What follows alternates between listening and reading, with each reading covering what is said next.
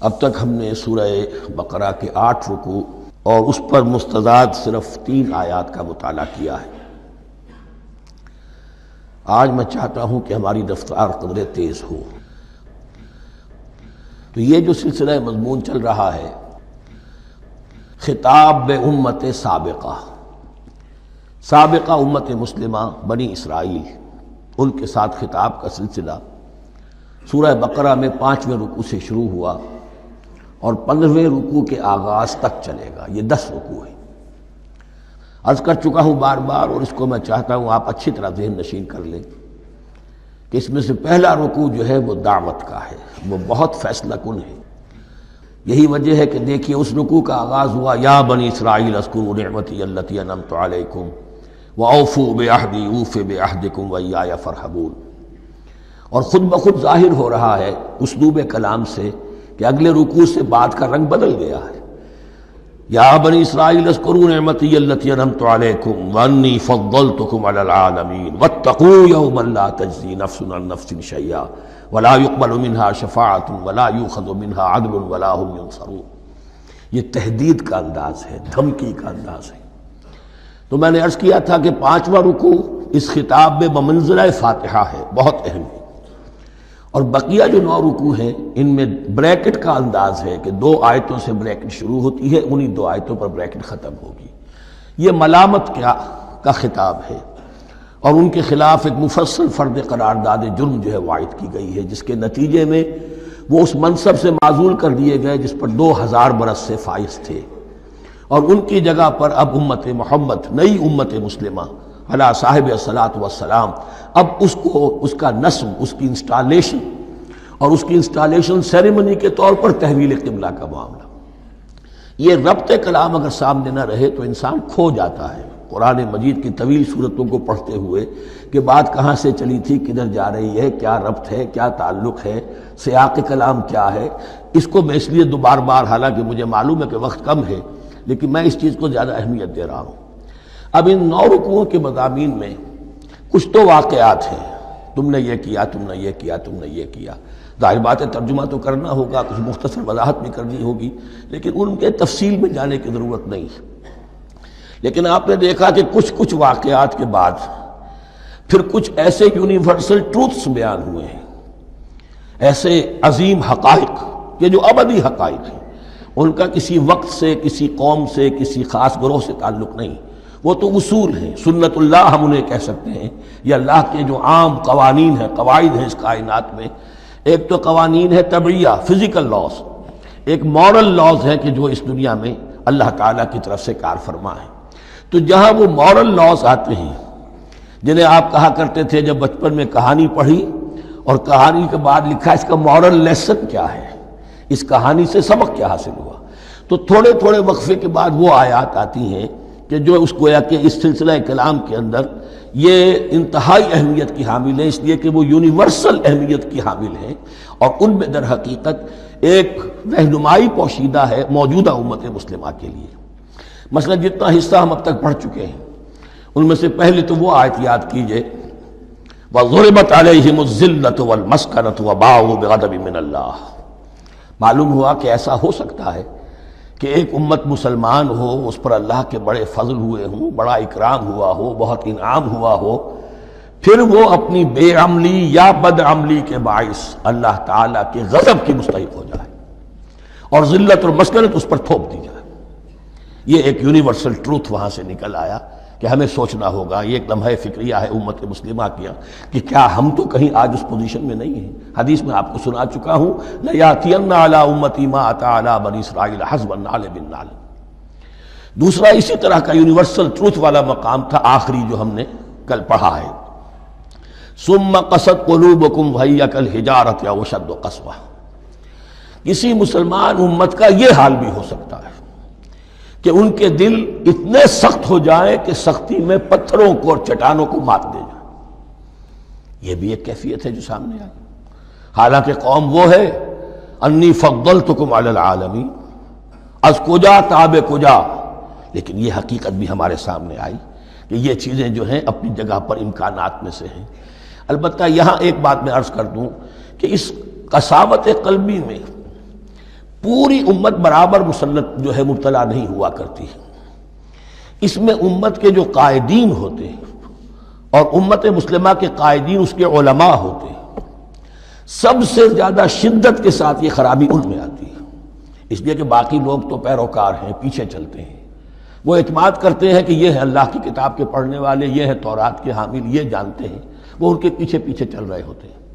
لیکن جو لوگ جان بوجھ کر اللہ کی کتاب میں تحریف کر رہے ہوں، انہیں تو پتہ ہے ہم کیا کر رہے ہیں۔ جو لوگ جان بوجھ کر حق کو پہچان کر اس کا انکار کر رہے ہیں، انہیں تو پتہ ہے کہ ہم کیا کر رہے ہیں۔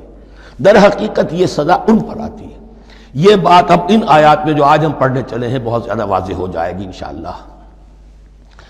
فرمایا افتطمعون ان یؤمنوا لکم، تو اے مسلمانوں کیا تم یہ توقع رکھتے ہو کہ یہ ایمان لے آئیں گے تم پر، تمہاری بات مان لیں گے؟ ظاہر بات ہے مسلمانوں کو توقع تھی کہ مشرکین مکہ تو بہت دور تھے دین سے، توحید سے دور، رسالت کا کوئی تصور ہی نہیں، کتاب کوئی ان کے پاس تھی ہی نہیں۔ یہ تو یہود ہیں اور ان کے پاس تو کتاب رہی ہے، یہ موسیٰ کے ماننے والے ہیں، یہ توحید کے علم بردار ہیں، یہ آخرت کا بھی اقرار کرتے ہیں، تو ان کو جھٹپٹ مان لینا چاہیے۔ تو جو مسلمانوں کے دل میں، عام مسلمانوں کے دل میں جو حسن ظن تھا، اب در حقیقت یہ اس کو ایڈریس کیا جا رہا ہے۔ افتطمعون ان یؤمنوا لکم، تمہیں بڑی طمع ہے، کوشش ہے، تمہاری خواہش ہے، آرزو ہے، تمنا ہے، توقع ہے کہ یہ بات مان لے گے تمہاری۔ وَقَدْ كَانَ فَرِيقٌ مِّنْهُمْ يَسْمَعُونَ كَلَامَ اللَّهِ ثُمَّ يُحَرِّفُونَهُ مِن بَعْدِ مَا عَقَلُوهُ وَهُمْ يَعْلَمُونَ، جبکہ حال یہ ہے کہ ان میں سے ایک جماعت، ایک گروہ وہ بھی ہے کہ جو اللہ کے کلام کو سن کر پھر اس میں تحریف کرتا رہا ہے، اس کے بعد کہ اس کو سمجھ لیتا تھا اور اچھے جان بوجھ کر تحریف کرتا تھا۔ اب ظاہر بات وہ گروہ کون ہوں گے؟ علماء ہی تو ہیں نا۔ عام آدمی تو تحریف نہیں کر سکتا تھا، تحریف کرنے والے تو علماء تھے۔ افتؤمنون ان یؤمنوا لکم وقد کان فریق منہم یسمعون کلام اللہ ثم یحرفونہ من بعد ما عقلوہ وہم یعلمون وَإِذَا لَقُوا الَّذِينَ آمَنُوا قَالُوا آمَنَّا۔ اب دیکھیے ایک بات بڑی عجیب سامنے آئے گی کہ جس طرح منافقین مسلمانوں میں تھے، ایسے ہی منافقین یہود میں بھی تھے۔ یہود میں سے کچھ لوگ ایسے تھے کہ جن پر حق جب منکشف ہو گیا، اور کچھ ان کی صالح فطرت بھی تھی، اب وہ آنا چاہتے تھے اسلام کی طرف، لیکن اپنے خاندان کو، گھر والوں کو، اپنے کاروبار کو، اپنے قبیلے کو چھوڑنا بھی ممکن نہیں تھا، اور قبیلوں کی سرداری جو ہے وہ ان کے علماء یہود کے پاس ہے۔ تو دل ان کے کچھ صاف ساتھ آ چکے تھے اہل ایمان کے، اور جب وہ اہل ایمان سے ملتے تھے تو کبھی کبھی باتیں بھی بتا، ہاں یہ بات جو محمد کہہ رہے ہیں یہ تورات میں لکھی ہوئی تھی، واقعی یہ بات یوں ہی تھی۔ اب اس کے بعد جب وہ جاتے تھے اپنے شیاطین کے پاس، وہی شیاطین ان کے علماء، ان کے بڑے سرکردہ لوگ، تو وہ جا کر انہیں ڈانٹ ڈپٹ کرتے تھے، بے وقوفو یہ کیا کر رہے ہو، تم یہ بات بتا رہے ہو انہیں تاکہ اللہ کے ہاں جا کر وہ تم پر حجت قائم کرے کہ انہیں پتا تھا اور پھر بھی انہوں نے نہیں مانا۔ اب یہ ان کا آپس کا مکالمہ ہو رہا ہے۔ وَإِذَا لَقُوا الَّذِينَ آمَنُوا قَالُوا آمَنَّا، اور ان میں سے کچھ لوگ ہیں کہ جب ملتے ہیں اہل ایمان سے تو وہ کہتے ہیں ہم ایمان لے آئے۔ وَإِذَا خَلَا بَعْضُهُمْ إِلَىٰ بَعْضٍ، اور جب وہ خلوت میں ہوتے ہیں ایک دوسرے کے ساتھ، قالوا، وہ کہتے ہیں اتحدثونہم، کیا تم بتا رہے ہو ان کو، بما فتح اللہ علیکم، وہ باتیں جو اللہ نے کھولی ہیں تم پر، لیحاجوکم بہ عند ربکم، کہ وہ تم پر حجت قائم کریں تمہارے رب کے پاس، کہ اللہ اس نے مانا تھا کہ ہاں تورات میں یہ ہے، تو تم ذرا عقل سے کام لو، اور یہ حقیقتیں جو تورات کے ذریعے سے ہمیں معلوم ہے ان مسلمانوں کو مت بتاؤ۔ اس پر اللہ کا تبصرہ کیا ہے؟ افلا تعقلون، یہ تو ابھی انہی کا قول ختم ہوا کہ کیا تم عقل نہیں ہے کہ تم ایسا بے وقوفی کا کام کر رہے ہو؟ اولا یعلمون، یہ تبصرہ اللہ کا، تو کیا یہ لوگ نہیں جانتے ان اللہ یعلم ما یسرون وما یعلنون، کہ اللہ تو جانتا ہے وہ سب کچھ بھی جو وہ چھپاتے ہیں اور وہ سب کچھ بھی جسے وہ ظاہر کرتے ہیں۔ تو چاہے یہ باتیں مسلمانوں کو بتاؤ نہ بتاؤ، اللہ کی طرف سے تو محاسبہ ہو ہی جانا ہے، لہذا یہ بھی ان کی ناسمجھی کی دلیل ہے۔ اب آ رہی ہے وہ اصل اہم بات جو میں نے آج ابتدا میں بیان کر دی تھی، وَمِنْهُمْ أُمِّيُّونَ، ان میں سے بھی ایک طبقہ تو ہے ان پڑھ لوگوں کا۔ اب دیکھیے امی اصل میں تو ایک طرح سے کہنا چاہیے کہ مشرکین عرب کے لیے لفظ ہے قرآن مجید میں، کیوں؟ ان کے اندر پڑھنے لکھنے کا رواج بھی نہیں تھا، کوئی آسمانی کتاب بھی ان کے پاس نہیں تھی۔ لیکن اب یہود کے بارے میں کہا جا رہا ہے، جیسے آج مسلمان ہیں کہ اکثر و بیشتر مسلمان تو جاہل ہیں، چاہے پی ایچ ڈی کیا ہوا ہو، پی ایچ ڈی تو فزکس میں کیا ہوا ہے، قرآن کی الف بیتیں نہیں آتی، دین کے جو ہیں مبادی تک سے ناواقف ہیں، بہت پڑھے لکھے، اس کو ہمارے بعد لوگ کہتے ہیں پڑھے لکھے جاہل۔ آج کی عظیم اکثریت مسلمانوں کے پڑھے لکھے مسلمانوں کی وہ پڑھے لکھے جاہلوں پر مشتمل ہے، اس میں شامل کر لیجئے ہماری اکثریت جو ہے ہی بغیر پڑھی لکھی۔ تو اب انہیں کیا پتہ، وہ تو سارا اعتماد کریں گے علماء پر، کوئی بریلوی ہیں بریلوی علماء پر اعتماد کریں گے، کوئی دیوبندی ہیں وہ دیوبندی علماء پر اعتماد کریں گے، کوئی اہل حدیث ہیں وہ اہل حدیث علماء پر اعتماد کریں گے۔ منہم امیون، اب امیون کا سہارا کیا ہوتا ہے؟ منہم امیون لا یعلمون الکتاب الا امانیہ، وہ کتاب سے تو واقف نہیں ہوتے، اپنی کچھ خواہشات ہیں کہ جن کو جانتے ہیں۔ یہ خواہشات بعد میں کھل جائے گا، یہ خواہشات کیا ہیں؟ ہم تو اسرائیلی ہیں، ہم تو اللہ کے محبوب ہیں، ہم تو امت محمد میں ہیں، ہماری تو شفاعت ہو ہی جائے گی، یہ امانی ہے۔ تلک امانیہم، اور ہمیں تو جہنم میں داخل کیا بھی تو تھوڑے سے عرصے کے لیے، ہمیں نکال لیا جائے گا، یہ امانی ہے۔ تو ان کے پاس تو یہ تو ان امانی، امنیہ کہتے ہیں خواہش، امانی اس کی جمع ہے، یہ اپنی خواہشات، انگریزی کا لفظ صحیح تعبیر کرے گا وشفل تھنکنگ، یہ اپنی اس وشفل تھنکنگ کے سہارے جی رہے ہیں، علم ان کے پاس ہے ہی نہیں۔ وَإِنْهُمْ إِلَّا يَظُنُّونَ، اور وہ نہیں کچھ کر رہے مگر ظن و تخمین، گمان ہے، ان کے اپنے من گھڑت خیالات ہیں۔ فَوَيْلٌ لِّلَّذِينَ يَكْتُبُونَ الْكِتَابَ بِأَيْدِيهِمْ، تو اصل ہلاکت اور بربادی اور ویل کے بارے میں بعض روایات یہ بھی آئی ہیں کہ وہ جہنم کا وہ طبقہ ہے جس سے خود جہنم پناہ مانگتی ہے، سخت ترین۔ تو وہ ویل، وہ تباہی جو ہے ان کے لیے ہے جو کتاب لکھتے ہیں اپنے ہاتھ سے، ثم یقولون ھذا من عند اللہ، اور پھر کہتے ہیں یہ اللہ کی طرف سے ہے، لیشتروا بہ ثمنا قلیلا، تاکہ حاصل کر لیں اس سے کچھ بڑی گھٹیا سی حقیر سی قیمت، یعنی فتویٰ نویسی جس کا معاملہ ہے۔ اب کوئی شخص آیا، اس نے ایک رائے پوچھی، انہوں نے اپنا جو بھی ہے وہ لکھا، کہا یہی دین کا تقاضا ہے، بس یہی علم ہے، یہی اللہ کی بات ہے۔ اب اس میں کتنا کچھ واقعتاً انہوں نے صحیح بات کہی ہے، کتنی ہٹ درمی سے کام لیا ہے، کتنی کسی رشوت کے مبنی کو رائے دی ہے، خود بدلتے نہیں قرآن کو بدل دیتے ہیں، وہ کس درجہ فقیہان حرم بے توفیق۔ تو یہ ان کے علماء کا کردار تھا۔ ثم يقولون هذا من عند الله ليشتروا به ثمنا قليلا فويل لهم مما كتبت ايديهم، تو ہلاکت اور بربادی ہے ان کے لیے اس چیز سے کہ جو ان کے ہاتھوں نے لکھی، وویل لهم مما يكسبون، اور ان کے لیے ہلاکت اور بربادی ہے اس کمائی سے جو وہ کر رہے ہیں۔ یہ سارا دھندا جو ہے فتویٰ فروشی کا اور دین فروشی کا، اس کے لیے تباہی وہ اپنے لیے مول لے رہے ہیں، اس سے کوئی ان کو اللہ تعالیٰ کے ہاں کوئی اجر و ثواب نہیں ملے گا۔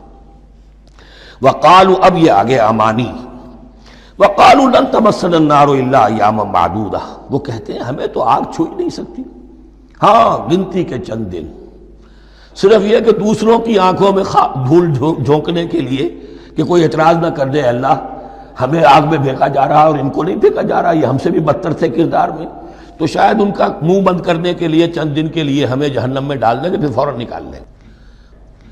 وقالوا لن تمسنا النار الا ایاما معدودہ، اور وہ کہتے ہیں کہ نہیں چھو سکتی ہمیں آگ مگر گنتی کے چند دن۔ قل اتخذتم عند اللہ عہدا، ان سے کہیے کیا تم نے اللہ سے کوئی عہد لے لیا ہے، کوئی قول و قرار ہو گیا ہے؟ فلن یخلف اللہ عہدہ، کہ تمہیں یہ یقین ہے کہ اللہ اپنے عہد کے خلاف نہیں کرے گا؟ ام تقولون علی اللہ ما لا تعلمون، یا تم اللہ کی طرف اس بات کی نسبت کر رہے ہو، تہمت لگا رہے ہو، جڑ رہے ہو یہ بات اللہ پر جو تم نہیں جانتے، جس کے لیے تمہارے پاس کوئی علم نہیں ہے۔ بلا من کسب سیئۃ، اب یہ انتہائی وہ یونیورسل ٹروتھس جو ہیں جو میں نے کہا تھا، ابدی حقائق، اس کی عظیم ترین حقیقت آ رہی ہے، نوٹ کیجئے۔ بلا، کیوں نہیں، من کسب سیئۃ، جس شخص نے جان بوجھ کر ایک گناہ کمایا، لیکن گناہ بڑا، کبائر، صغائر نہیں، سیئۃ، یہ اس کی جو تنکیر ہے وہ ایک کا فائدہ بھی دے رہی ہے اور تفخیم کا بھی۔ جس نے بھی جان بوجھ کر کسبا، ایک گناہ کمایا، فاحاطت بہ خطیئتہ، اور اس کی خطا نے اس کا گھیراؤ کر لیا. یعنی ایک ہی گناہ ہے، سود کھا رہا ہے، باقی نماز ہے، تہجد ہے، یہ ہے وہ ہے، لیکن اس ایک گناہ کی برائی بھی اتنی اس کے گرد جو ہے چھا جائے گی کہ پھر اس کی یہ ساری نیکیاں ختم ہو کر رہ جائیں. ایک گناہ. بلا من کسب سیئۃ واحاطت بہ خطیئتہ فاولئک اصحاب النار هم فیہا خالدون. اس میں ہمارے مفسرین نے یہ لکھا ہے کہ اس کی خطا کاری اتنی اس کے اوپر چھا جائے کہ ایمان کا کوئی اثر باقی نہ رہے. اور المعاصی برید الکفر، یہ علماء کے ہاں اصول ہے کہ یہ جو گناہ ہوتے ہیں یہ ڈاک ہے کفر کی. ہوتے ہوتے گناہ پر مداومت اگر اس پر چلتا ہے تو اصل میں ہوتے ہوتے ہوتا یہ ہے کہ اسے پتہ بھی نہیں ہوتا، وہ اپنے آپ کو مسلمان سمجھتا ہے، اندر سے ایمان ختم ہو چکا ہوتا ہے. دیمک کی طرح جو ہے وہ دروازے کی چوکھٹ جو ہے کھائی گئی، اوپر صرف ایک ونیئر لگا ہوا ہے جو نظر نہیں آ رہا. یہ عقل جو ہے اللہ نے دیمک کو بھی دی ہے کہ چھوٹی سی چھپٹی چھوڑ دینا تاکہ دھوکہ کھاتے رہیں لوگ گھر والے، باقی یہ کہ اندر سے کھوکھلا کر دیا. اولئک اصحاب النار، یہ آگ والے ہیں، ہم فیہا خالدون، جو اس میں ہمیشہ ہمیشہ رہیں گے. یہ ہے قاعدہ کلیہ، قرآن کا قطعی اور ابدی فیصلہ. والذین آمنوا وعملوا الصالحات، ہاں اس کے برعکس جو لوگ ایمان لائیں اور نیک عمل کریں. اب نیک عمل میں ہر شخص نے اپنا اپنا نظریہ بنا رکھا ہے. مراد نیک عمل قرآن مجید کا کیا ہے؟ دین کے سارے تقاضوں کو ادا کرنا، وہ نیک عمل ہوگا. آپ نے ایک نیکی لے لی، یتیم خانہ کھول دیا، بڑی فاؤنڈیشن بنا دی، بیواؤں کا انتظام ہو رہا ہے، لیکن کاروبار میں سودی لین دین ہے، جھوٹ ہے، فریب ہے، دھوکہ ہے، سب چل رہا ہے. تو یہ نہیں ہے. دین کے تقاضے یہ بھی ہے کہ دین کو قائم کرنے کی جد و جہد میں لگو، اس کی شرائط پوری کرو. تو فرمایا والذین آمنوا وعملوا الصالحات اولئک اصحاب الجنہ ہم فیہا خالدون، وہ ہیں جنت والے اور وہ اس میں ہمیشہ ہمیشہ رہیں گے. وَإِذْ أَخَذْنَا مِيثَاقَ بَنِي إِسْرَائِيلَ لَا تَعْبُدُونَ إِلَّا اللَّهَ، اور یاد کرو جب کہ ہم نے بنی اسرائیل سے عہد لیا تھا تم نہیں عبادت کرو گے کسی کی سوائے اللہ کے. وَبِالْوَالِدَيْنِ إِحْسَانًا، اور اس کے ساتھ دوسرا حکم، اور یہ اہم مقام ہے کہ اللہ کے حق کے فوراً بعد والدین کے حق کا ذکر قرآن مجید میں 4 مقامات پر آیا. ان میں سے ایک مقام یہ ہے وَبِالْوَالِدَيْنِ إِحْسَانًا، والدین کے ساتھ نیک سلوک کرو گے، وَذِي الْقُرْبَى، اور قرابت داروں کے ساتھ بھی، وَالْيَتَامَى، اور یتیموں کے ساتھ بھی، وَالْمَسَاكِينَ، اور محتاجوں کے لیے بھی، وَقُولُوا لِلنَّاسِ حُسْنًا، اور لوگوں سے اچھی بات کہو، اچھی بات کہو، صحیح بات کہو، امر بالمعروف کرتے رہو، نیکی کی دعوت دیتے رہو. وَأَقِيمُوا الصَّلَاةَ وَآتُوا الزَّكَاةَ، اور نماز قائم کرو، قبائل قائم رکھو اور زکوٰۃ ادا کرو گے. یہ گویا کہ معاہدہ ہو رہا ہے. ثُمَّ تَوَلَّيْتُمْ، پھر دیکھو تم نے اس سے پیٹھ موڑ لی. إِلَّا قَلِيلًا مِّنكُمْ، سوائے تم میں سے تھوڑے سے لوگوں کے. وَأَنْتُمْ مُعْرِضُونَ، اور تم ہو ہی پھر جانے والے. تمہاری یہ عادت گویا کہ طبیعت ثانیہ ہے. اب ایک خاص مثال آ رہی ہے، اس کے بعد پھر ایک بہت بڑا یونیورسل ٹروتھ آئے گا. مثال کیا ہے؟ اللہ نے ان سے ایک عہد لیا تھا وَإِذْ أَخَذْنَا مِيثَاقَكُمْ، ہم نے تم سے یہ عہد بھی لیا تھا لَا تَسْفِكُونَ دِمَاءَكُمْ، دیکھو اپنا خون نہیں بہاؤ گے، یعنی آپس میں جنگ نہیں کرو گے، لڑو گے نہیں، تم بنی اسرائیل ایک وحدت بن کر رہو گے. جیسے کہ قرآن مجید میں آیا ہے انما المؤمنون اخوۃ، تم بھائی بھائی ہو. لا تسفکون دماءکم، اپنا خون نہیں بہاؤ گے. ولا تخرجون انفسکم من دیارکم، اور نہ ہی تم نکالو گے اپنے کچھ لوگوں کو ان کے گھروں سے. اب یہاں مجھے وضاحت کرنی پڑے گی ورنہ بات سمجھ میں نہیں آئے گی کہ جب حضرت یوشع ابن نون کی سرکردگی میں بنی اسرائیل نے فلسطین کو فتح کرنا شروع کیا، اور سب سے پہلے جیریکو فتح کیا گیا شہر، اس کے بعد جب سارا فلسطین فتح کر لیا تو انہوں نے ایک مرکزی حکومت قائم نہیں کی. 12 قبیلوں نے 12 حکومتیں بنا لی، جیسے 12 چشمے تھے پانی کے ویسی 12 حکومتیں. اب ظاہر بات ہے جہاں 12 حکومتیں ہوں گی تو وہ طوائف الملوکی جس کو کہتے ہیں، آپس کی کھٹ پٹ ہوتی تھی، جنگیں ہوتی تھی، پھر ان میں سے ایک دوسرے پر حملہ کر کے وہاں کے لوگوں کو نکال باہر کرتے تھے، بھاگنے پر مجبور کر دیتے تھے. تو یہ تھی ان کی کیفیت. لیکن اس کے بعد پھر جب وہ لوگ چلے گئے کہیں کفار کے ملک میں چلے گئے، اب کفار نے جو ہے ان کو لا کر اور ان کے سامنے ان کے ہاں بیچنا چاہا، چونکہ غلام بن گئے وہاں جا کر، یا انہوں نے غلام بنا لیا. تو اب فدیہ دے کر چھڑا رہے ہیں کہ ہمیں حکم دیا گیا ہے کہ جو بھی تمہارا اسرائیلی بھائی ہو اس کو فدیہ دے کر چھڑا لو اگر کہیں وہ اسیر ہو جائے۔ تو ایک حکم کو تو مانا نہیں اور دوسرے پر عمل ہو رہا ہے۔ حکم تو یہ تھا کہ آپس میں خون ریزی کرو ہی نہیں، اس حکم کو تو توڑ دیا، لیکن بڑے متقیانہ انداز میں اب جو اس وقت اس کی وجہ سے جو غلام بن گئے یا اسیر ہو گئے اب ان کو چھڑوا رہے کہ اللہ کا حکم ہے، شریعت کا حکم ہے۔ یہ ہے وہ تضاد جو مسلمان امتوں کے اندر ہو جاتا ہے، اس پر آئے گا وہ یونیورسل ٹروتھ۔ وَإِذْ أَخَذْنَا مِيثَاقَكُمْ لَا يَسْتَسْفِكُونَ دِمَاءَكُمْ، جب یاد کرو جب کہ ہم نے تم سے عہد لیا تھا کہ تم اپنا خون نہیں بہاؤ گے، وَلَا تُخْرِجُونَ أَنفُسَكُم مِّن دِيَارِكُمْ، اور نہ ہی تم اپنے آپ کو اپنے لوگوں کو ان کے گھروں سے نکالو گے، ثُمَّ أَقْرَرْتُمْ وَأَنْتُمْ تَشْهَدُونَ، پھر تم نے اقرار کیا تھا اس عہد کو اور قول و قرار کو مان لیا تھا پورے شعور کے ساتھ، تشہدون مانتے ہوئے، ثم انتم ہؤلاء، پھر تم وہی ہو، تم ہی ہو وہ تو تقتلون انفسکم، اپنے ہی لوگوں کو قتل بھی کرتے ہو، وتخرجون فریقا منکم من دیارہم، اور اپنے ہی لوگوں میں سے کچھ لوگوں کو ان کے گھروں سے باہر نکالتے ہو، تظاہرون علیہم بالاسم والعدوان، ان پر چڑھائی کرتے ہو گناہ کے ساتھ بھی اور زیادتی کے ساتھ بھی، وَإِن یاتوکم اسارا، اور اگر وہ قیدی بن کر تمہارے پاس آتے ہیں تفادوہم، تو اب تم ان کا فدیہ دے کر انہیں چھڑاتے ہو، وَهُوَ مُحَرَّمٌ عَلَيْكُمْ إِخْرَاجُهُمْ، حالانکہ ان کا تو نکالنا ہی تم پر حرام کیا گیا تھا۔ اب یہ واقعہ آپ نے پڑھ لیا، سمجھ لیا، اب دیکھیے اس سے جو سبق ہے، مورل لیسن ہے جو ابدی ہے، أَفَتُؤْمِنُونَ بِبَعْضِ الْكِتَابِ وَتَكْفُرُونَ بِبَعْضٍ، تو کیا تم ہماری شریعت کے ایک حصے کو مانتے ہو اور ایک کو نہیں مانتے؟ اب دیکھیے یہ الفاظ اب ہوں گے تعویل عام، جہاں کہیں بھی یہ طرز عمل ہوگا تو یہ آیت اس کو کور کرے گی۔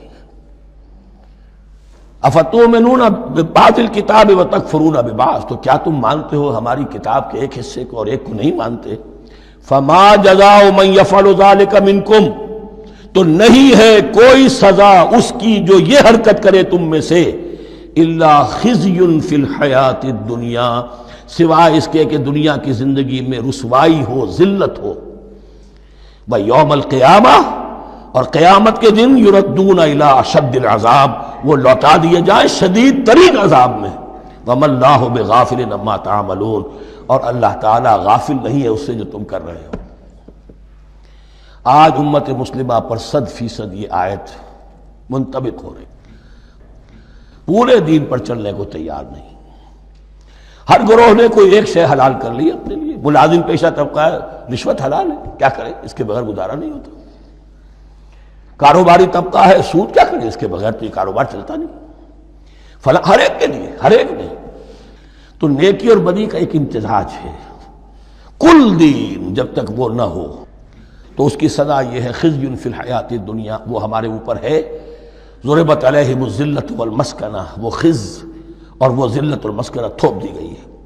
باقی رہ گیا قیامت کا معاملہ، وَيَوْمَ الْقِيَامَةِ يُرَدُّونَ إِلَىٰ أَشَدِّ الْعَذَابِ، شدید ترین عذاب میں۔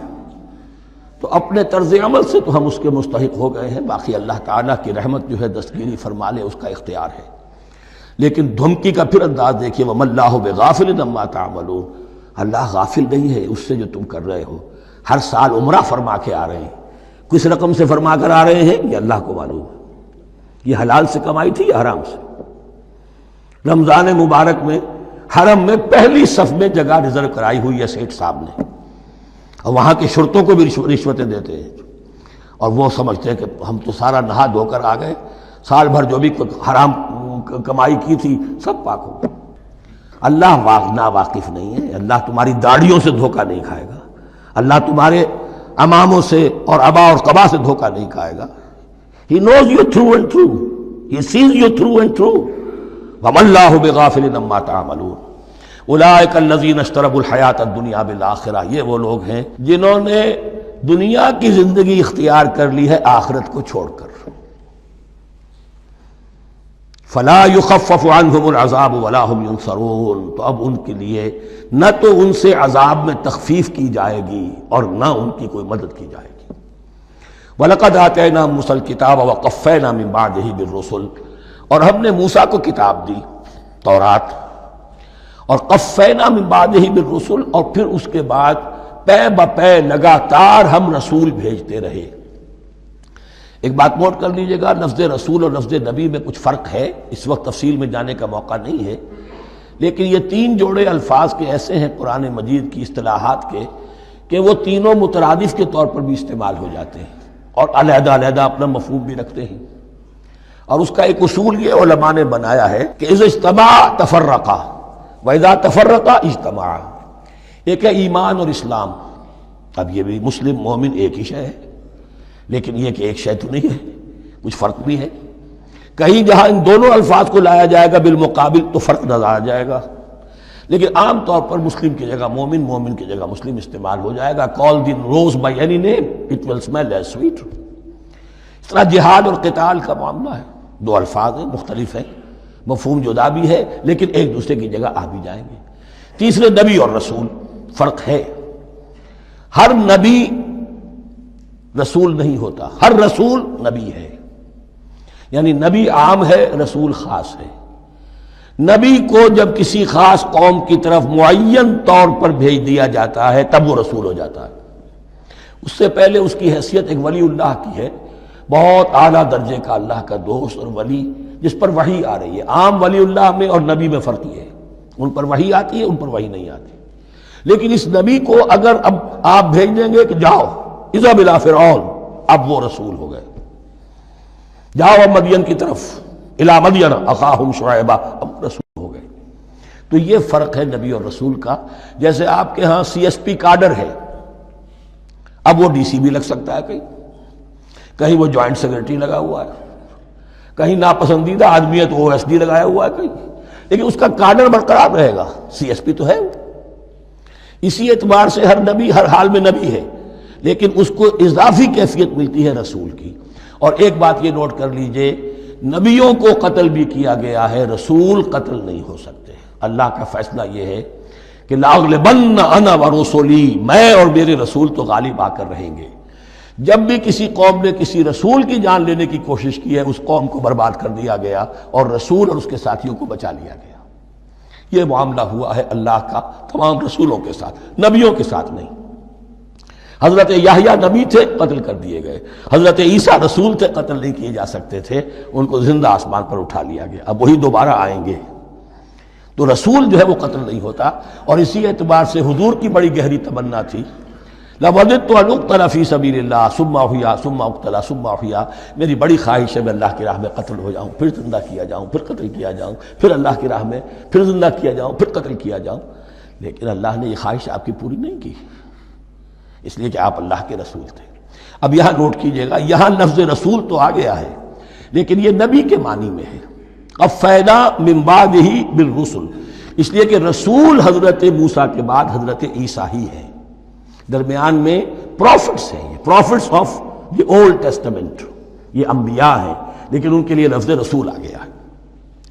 وَآتَيْنَا عِيسَى ابْنَ مَرْيَمَ الْبَيِّنَاتِ وَأَيَّدْنَاهُ بِرُوحِ الْقُدُسِ، اور ہم نے عیسیٰ کو بڑی واضح نشانیاں دیں، حصی معجزات جتنے حضرت مسیح کو دیے گئے ہیں ویسے اور کسی نبی کو نہیں دیے گئے۔ یہ بعد میں تذکرہ آ جائے گا سورہ آل عمران میں۔ اور ہم نے مدد کی ان کی روح القدس کے ساتھ، حضرت جبرائیل کی خاص تائید انہیں حاصل تھی۔ ظاہر بات ہے، میں نے عرض کیا ہے کہ جو معجزہ ہوتا ہے وہ کسی نبی کی اپنی طاقت سے اس کا ظہور نہیں ہوتا، رسول کے کسی طاقت سے، یا کرامت کسی ولی اللہ کے اپنے اختیار میں نہیں ہوتی، یا اللہ کی طرف سے، اور اس کے لیے ظہور جو ہوتا ہے وہ فرشتوں کے ذریعے سے۔ ایدناہ بروح القدس۔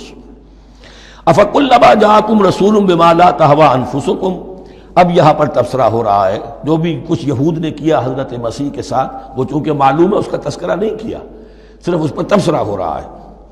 تو جب بھی کبھی تمہارے پاس کوئی رسول آیا، بما لا تہوی انفسکم، وہ چیز لے کر جو تمہارے جیوں کو، تمہارے من کو بھائی نہیں، اچھی نہیں لگی، استکبرتم، تم نے استکبار کیا، وہی استکبار جو عزازیل نے کیا تھا اور ابلیس بن گیا، ابا واستکبر۔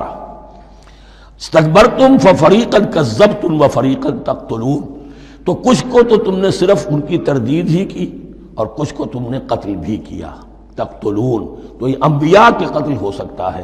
اور نمبر دو ایک رائے یہ دی گئی ہے، تقتلون جو ہے قتل تم نہیں آیا ہے، یہ فعل مضارع ہے، اور فعل مضارع کے اندر ایک فعل جاری رہتا ہے، ختم نہیں ہوتا، گویا کہ تم قتل کرنے کی کوشش کرتے رہے۔ بعض لوگوں کی تو جان کے در پہ ہو گئے۔